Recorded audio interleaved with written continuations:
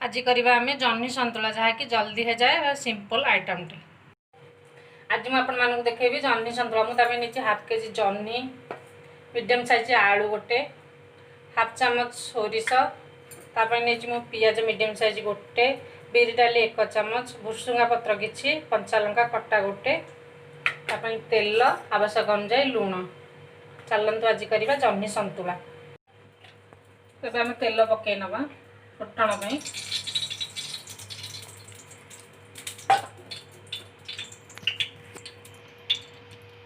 मुझे पियाज देदेवी,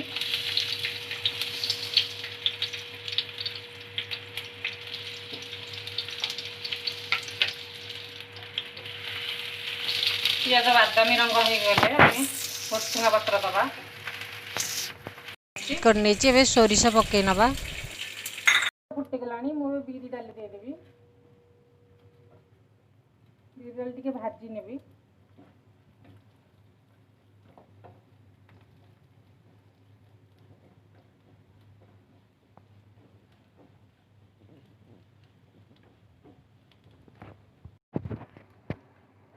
बिरी डाली लाल हो गला। भुसुंगा पत्र कंचा लंका दे दूसरी,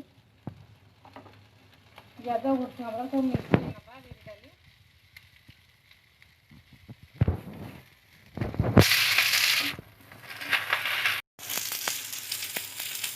फुटना भी हो गला। आपको जह्नी देदबा,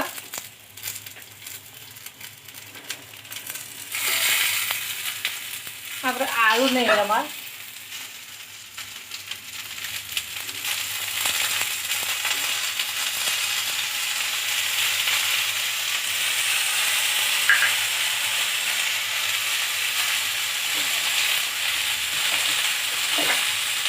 स्वाद अनुसार लुण देदबा।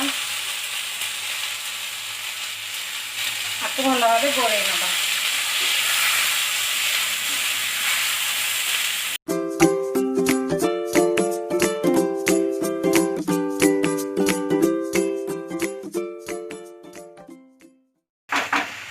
एबे मुझे घोड़े नेबी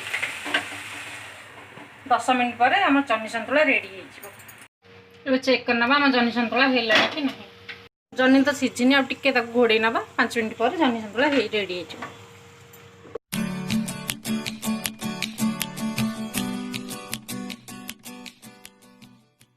देखिए जह्नी सतुला है कि नहीं। जह्नी सतुला आम रेडी। आम ओल्हे नवा।